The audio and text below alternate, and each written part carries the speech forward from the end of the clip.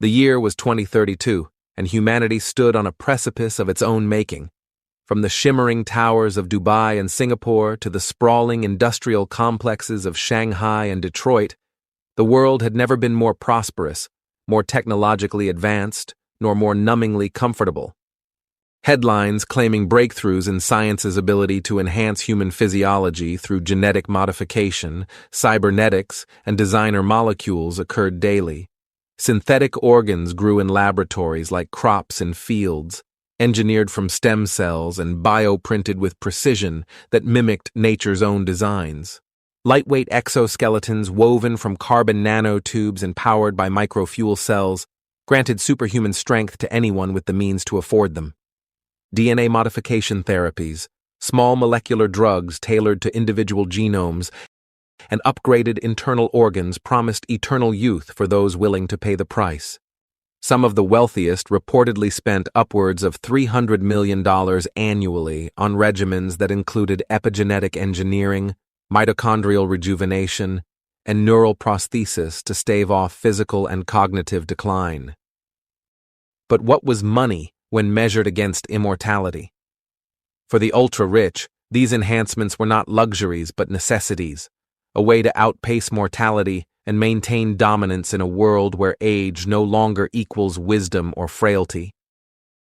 But a dim spirit was taking hold of all humanity. It was not the threat of artificial intelligence that scientists and philosophers had long warned about. The real threat came from within, from humans themselves, transformed by their own hubris into something else entirely, their souls eroded by the pursuit of perfection at any cost. The human enhancement industry had advanced to such a high level of sophistication that it created an entirely new class of human beings, which the normal unenhanced population dubbed Mandroids. Mandroids were part man, part android, a term coined in tabloid headlines, but adopted widely to describe those whose bodies were more augment than original. Some mandroids were driven by an insatiable hunger for power that their artificial modifications could never truly satisfy, leading to a cycle of endless upgrades. A few became the worst of both worlds, neither fully human nor fully artificial, but something in between, twisted and corrupt, a violation of the essence of human identity. Psychological studies revealed that heavy modification often led to empathy deficits, where mandroids prioritized efficiency over compassion, treating relationships as transactions rather than bonds. For the first time in millennia, another great leap forward in evolution was occurring, but this one was artificial, foreign to nature's design, and concentrated in the hands of just a few. The consequences were already visible, rippling through society like shock waves. Enhanced criminals, financed by organized crime, plagued city streets as artificial augmentation allowed them to ignore laws designed and enforced by mere humans. Crimes using physical and mental enhancements had risen to such a degree that the very definition of humanity itself was being questioned in courtrooms and political circles worldwide. Debates were raging over whether mandroids should be granted the same basic human rights as everyone else, or should they be subjected to mandatory registration and monitoring. The darkness settling onto humanity seemed almost complete. But even in the deep depths of despair, a light was preparing to return. One that would herald a new dawn for humanity, one that would reclaim man's natural path and not succumb to its engineered shadows.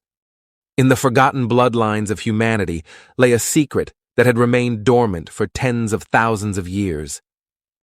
It was the genetic legacy of one single man, a name that echoed in ancient history: Spider. Spider was no god, as the myth suggested, despite the legends that grew around him. Spider was a rare hominid genetic combination so unique that it could only occur through winning a freak genetic lottery.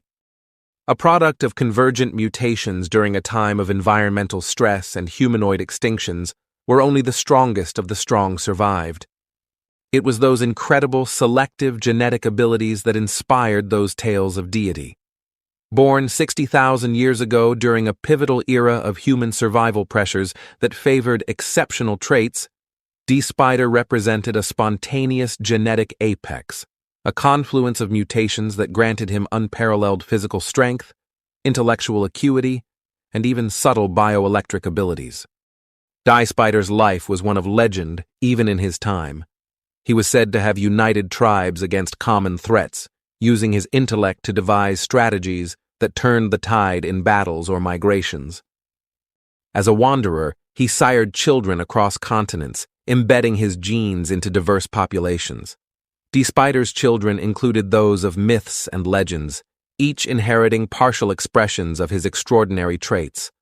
One such offspring was Hercules or Heracles, born of D-Spider and Alcmene. Alexander the Great was born of D-Spider and Olympias, inheriting strategic genius and unyielding stamina that conquered empires from Greece to India. Perseus was sired by D-Spider and Princess Danae, who himself sired Xerxes, ruler of kings over the great Persian Achaemenid Empire, blending D-Spider's resilience with royal ambition. Pythagoras, the brilliant Greek philosopher and mathematician, his intellectual prowess echoing D-Spider's cognitive enhancements.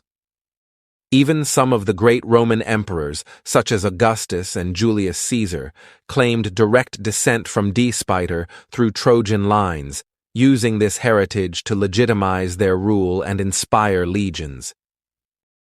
There were also famous female offspring. Dionysus was born of D-Spider and Princess Semele, embodying ecstatic wisdom and vitality, while Helen of Troy from Princess Leda represented beauty and influence that sparked epic wars.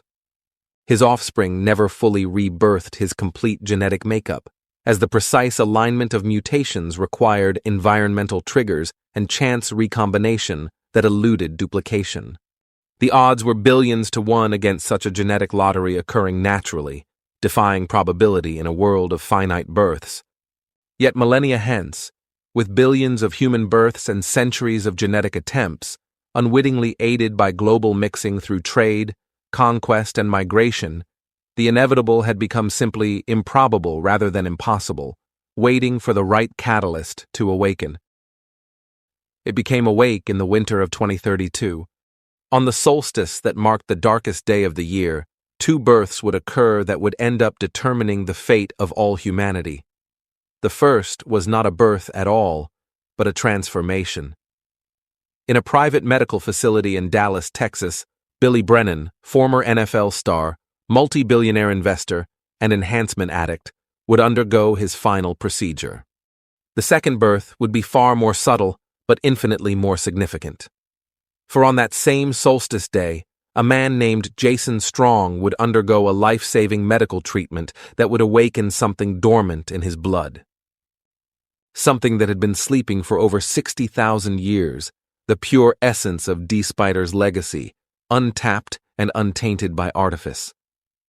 The two of these men set the stage for a conflict that would determine whether humanity would be saved by its past or consumed by its future, a clash between the synthetic hubris of the present and the organic wisdom of antiquity.